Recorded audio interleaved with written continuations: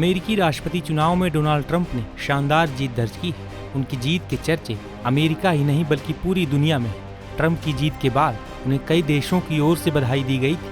हालांकि रूस के राष्ट्रपति व्लादिमीर पुतिन ने ट्रंप को जीत की बधाई नहीं दी थी। इस वजह से कई कयास लगाए जा रहे थे। हालांकि अब अमेरिकी राष्ट्रपति चुनाव में ट्रंप की जीत के 2 दिनों बाद पुतिन ने उन्हें बधाई दी है।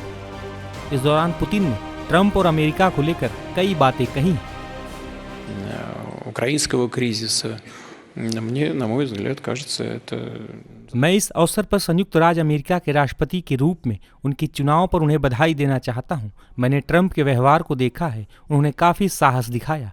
डोनाल्ड ट्रंप ने यूक्रेन संकट को खत्म करने में मदद करने के लिए रूस के साथ संबंध बहाल करने की इच्छा के बारे में जो कहा है वो बात कम से कम ध्यान देने लायक है। हम ट्रंप से बातचीत के लिए तैयार हैं और अमेरिका से संबंधों को बहाल करने में कोई आपत्ति नहीं है, लेकिन यह पूरी तरह से अमेरिका पर निर्भर है वह इस दिशा में कदम उठाएगा या नहीं। Я не считаю зазорным и со своей стороны ему позвонить, просто не делаю этого, потому что руководители западных государств с какого этапа они чуть ли не каждую неделю мне звонили, а потом вдруг прекратили.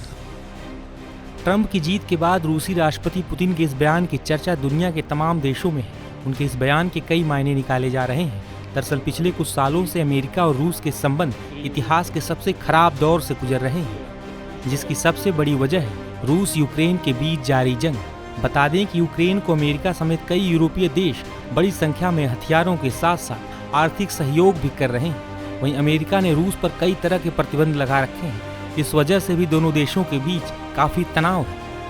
अमेरिकी राष्ट्रपति चुनाव में ट्रंप की जीत के बाद ऐसे भी दावे किए जा रहे हैं कि उनकी पुतिन से बातचीत हो सकती है। हालांकि चुनाव जीतने के बाद ट्रंप ने कहा था कि उनकी दुनिया भर के कई नेताओं से बात हुई है, लेकिन पुतिन से बात नहीं हुई है। इसके साथ ही उन्होंने कहा कि हम किसी से भी बातचीत करने के लिए तैयार हैं।